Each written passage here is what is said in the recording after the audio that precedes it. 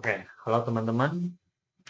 Perkenalkan, nama saya Eka Sari Praditya dengan NIM 31251121 dari kelas I25 3A Program Studi Teknik Informatika dari Universitas Pelita Bangsa. Oke, pada video ini saya akan menyampaikan materi pertemuan ketiga tentang lingkungan basis data. Oke, untuk mengefisienkan waktu, mari kita simak video pada kali ini. Next. Oke, kita lanjut ke materi ya.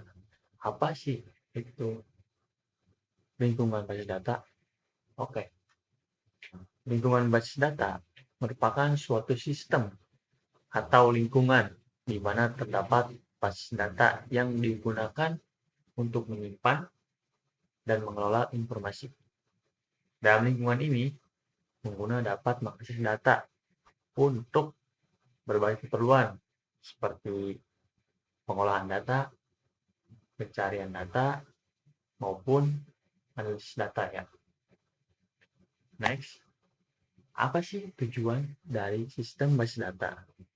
Tujuan utama dari sistem basis data adalah memberikan pandangan abstrak ya, terhadap data, sehingga pengguna tidak perlu mengetahui secara detail bagaimana data tersebut disimpan di dalam sistem.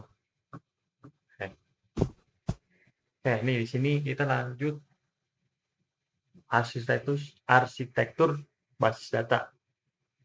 Oke. Arsitektur basis data memiliki 3 level atau 3 lapisan ya, yaitu level eksternal, konseptual, dan level internal. Oke, yang pertama tuh level eksternal. Level eksternal merupakan level yang berhubungan langsung dengan pengguna atau user. Nah, pada level ini nih, pengguna hanya dapat melihat data sesuai dengan kebutuhannya. Setiap pengguna bisa memiliki tampilan data yang berbeda, walaupun data yang digunakan berasal dari database yang sama. Oke, paham ya? Level yang kedua adalah level konseptual. Level ini menggambarkan struktur logis dari keseluruhan database. Nah, pada level ini biasanya dikelola oleh data administrator atau DBI yang bertugas merancang hubungan antar data serta mengatur struktur data dalam sistem database. Level yang ketiga, yang terakhir, adalah level internal.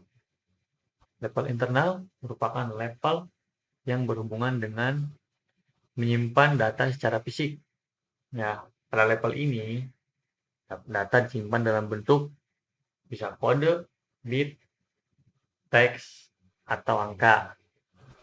Selain itu, pada level ini juga diatur tentang alokasi ruang penyimpanan kompresi data dan juga enkripsi data untuk keamanan. Oke, kita next. Materi berikutnya adalah DBMS. Apa sih itu DBMS? Singkatannya adalah Database Management System. DBMS atau Database Management System merupakan perangkat lunak yang digunakan untuk mengelola basis data. Nah, dengan adanya DBMS ini kan, pengguna dapat membuat database, menyimpan data, serta mengambil data dengan lebih mudah dan efisien. DBMS juga memiliki beberapa fungsi, di antaranya mendefinisikan struktur data yang akan disimpan dalam database. Yang pertama. Yang kedua, menyimpan dan mengelola data. Ketiga, mengolah dan memanipulasi data.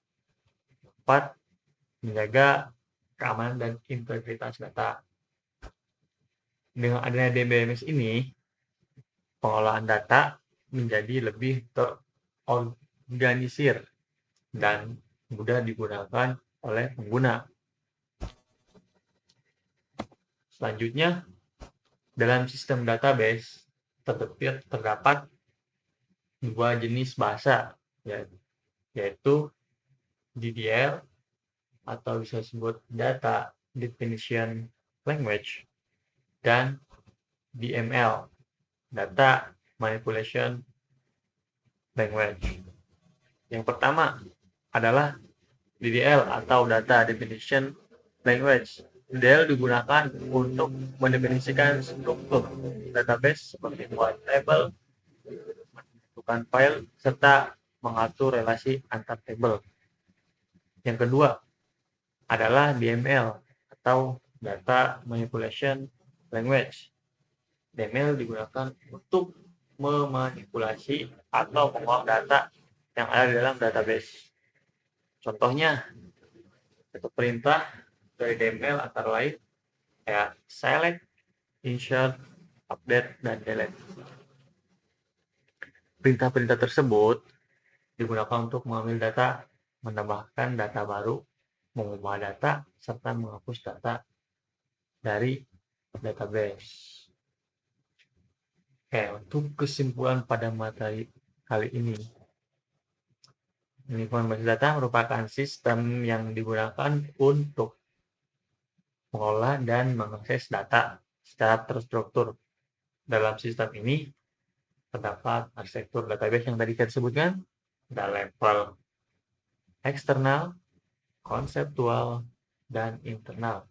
Selain itu, pengolahan data juga dibantu oleh DBMS serta bahasa database seperti DDL, Data Definition Language, dan DML, Data Manipulation Language. Mungkin demikian penjelasan singkat mengenai materi lingkungan basis data dari saya, kurang lebihnya. Mohon maaf. Selamat menikmati. Semoga bermanfaat untuk semuanya.